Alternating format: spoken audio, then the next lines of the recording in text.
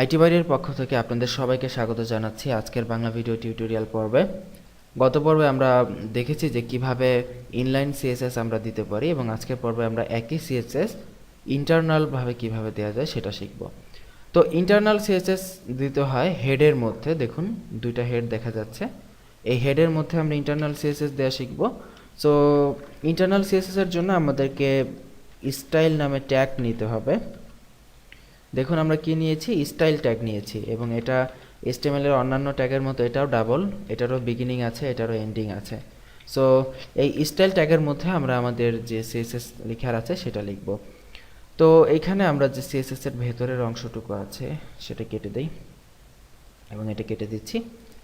এখন internal CSS declare করার জন্য আমাদের কিছু রুলস আছে, যেমন যেহেতু এটা ইনলাইন না, আমরা ইনলাইন সিএসএস এ কি হয়েছে, আমরা প্যারাগ্রাফের মধ্যে সরাসরি স্টাইল দিয়ে দিয়েছি, কিন্তু যেহেতু এই ইন্টারনাল সিএসএসটা বাইরে থেকে আপনাকে ওই প্যারাগ্রাফের উপর দিতে হবে, এই জন্য আপনি যে এলিমেন্টের উপর দিবেন সেই এলিমেন্টের নাম ফার্স্টে লিখতে হবে। যেমন আমরা এখানে কাকে দিব এই স্টাইল শিটটা, আমরা দিব প্যারাগ্রাফকে। সো আমরা এখান থেকে পি সিলেক্ট করলাম, প্যারাগ্রাফ।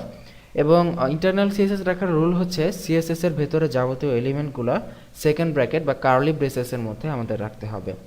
সো পি লিখে আমরা এখানে কার্লি ব্রেসেস ইউজ করলাম এবং আমরা দেখুন আমরা এখানে আমাদের যেটা লিখেছিলাম যে ফন্ট ওয়েট বোল্ড দিয়েছিলাম এবং কালার এখানে দিয়েছিলাম যে colour red.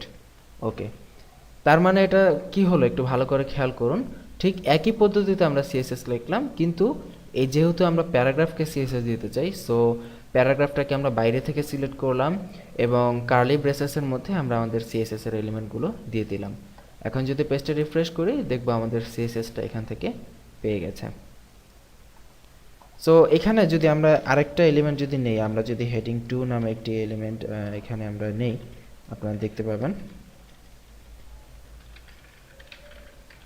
This is heading 2 এবং যদি রিফ্রেশ করি আমরা দেখব সিএসএসটা কিন্তু অনলি প্যারাগ্রাফের পেয়েছে, হেডিংয়ের কিন্তু কোনো সিএসএস পাইনি, কারণ আমরা এখান থেকে পিকে সিলেক্ট করেছি, অনলি প্যারাগ্রাফকে পেয়েছে। সো এখানে যদি আমরা হেডিং 2কে আমরা স্টাইল দিই তাহলে কিভাবে দিব, হেডিং 2 লিখে এভাবে দিয়ে দিব এবং এখানে আমরা যদি কালার, যদি হেডিং 2 এর কালার যদি আমরা গ্রিন কালার দেই এবং যদি রিফ্রেশ করি দেখবেন যে প্যারাগ্রাফটা লাল এবং হেডিং 2টা গ্রিন কালার আছে।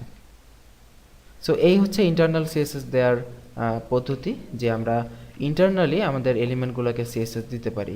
এবং এইটা কিন্তু আপনি যখন হেডিং 2 সিলেক্ট করবেন, হেডিং 2 আপনার এই পেজে যদি আরও অন্যান্য হেডিং 2 থাকে, যেমন দিস ইজ অ্যানাদার হেডিং 2, একই পেজে যদি আপনার অন্যান্য হেডিং 2ও থাকে, সেক্ষেত্রে আপনি যদি রিফ্রেশ করেন দেখবেন আপনার যত হেডিং 2 আছে সব হেডিং 2-র একই সিএসএস পাচ্ছে, যেহেতু আপনি এখানে একটা হেডিং 2 ডিক্লেয়ার করেছেন এবং আপনার এই টোটাল ওয়েব পেজটাতে যত হেডিং 2 থাকবে সকল হেডিং 2-র জন্য একই সিএসএস পাবে।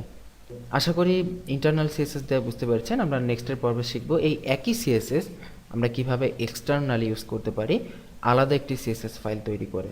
সেই পর্বের আমন্ত্রণ জানিয়ে এখানেই বিদায় নিচ্ছি। আল্লাহ হাফেজ।